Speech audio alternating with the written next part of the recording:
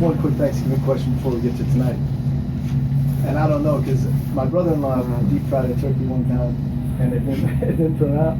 So my curiosity is, had you done this before? Whose idea was it? How did it turn out? Yeah, so it's one of the things that my family's done probably the past 4 or 5 years.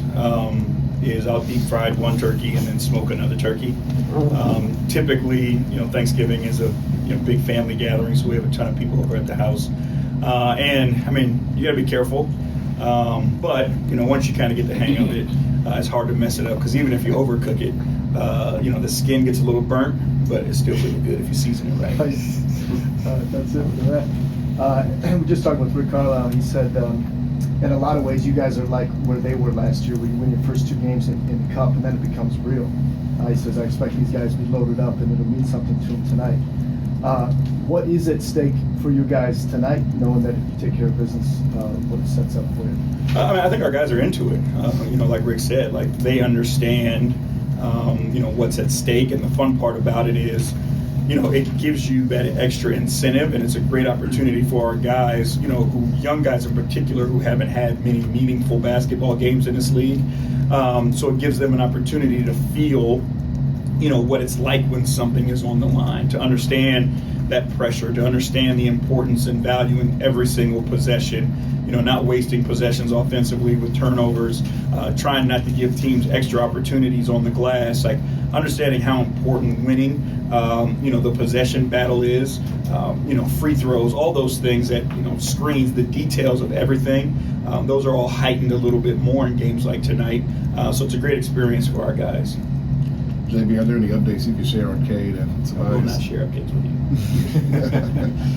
When you look at the performance in Memphis a couple of nights ago, how much of that early on did anything have to do with pace, given that Memphis is a team that likes to get up and down a little bit? It seems like you guys are playing the pace battle pretty well, and then things kind of begin to change in the second quarter. Well, it was the pace and movement, right? And we've talked about this plenty of times, like, styles dictate the fight.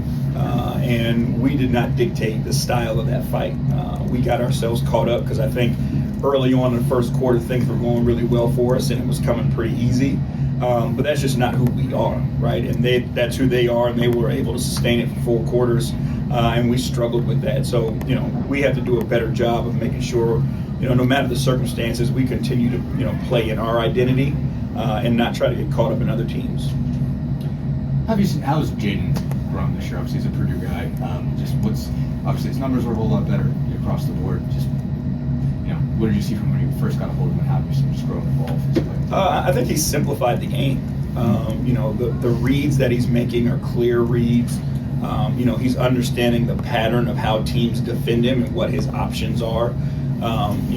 He's been able to use his speed to his advantage while slowing the game down around him. Now, he can still beat his man at pace, but he understands the, low man help and what the outlets are. So, the game isn't sped up for him, although he is, playing and using his speed more. I think you're up to 13th in defensive rating. What's been the process in making that a strength for this group and maybe getting your system fit with them?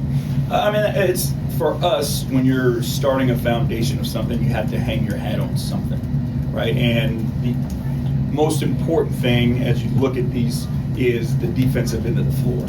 If you can get guys to commit to the defensive end of the floor, you give yourselves a strong foundation to build on. And so that was the mindset coming in. It also tells you a lot about the guys that you're coaching. And if they're guys that, you want to move forward with, is if guys are willing to do the dirty things, because defense is hard in this league. So it speaks to their character if they're willing to do those things or not. And that lets you know, like, okay, these are guys we want to move forward with. And, our guys, to a man have all embraced it and accepted it. And that's why we've been able to improve at it. You guys have kind of thrown Asard right in early, with last game being a game after his debut. What did you see from him? And I guess what's the process with him actually still getting his wind back? Do you have to find when to let him go and maybe when to pull back to? Yeah, we're going to be extremely cautious, right? Like there's no reason for us to push it or to rush it. Even when he started, you still saw that, his first stint was a very short stint. And we'll continue to play those short stints until we feel like he's at a point and he feels like he's at a point where he can extend it. So no matter whether he starts, comes off the bench, like we're going to manage those stints. Because what we don't want is we don't want him out there trying to save it, and now he's not getting what he needs. So we need him to go out, be explosive, do the things that he does that makes him a really good basketball player. And if that's only 3 or 4 minutes, then it's only 3 or 4 minutes from now, and then that'll continue to grow as the season progresses.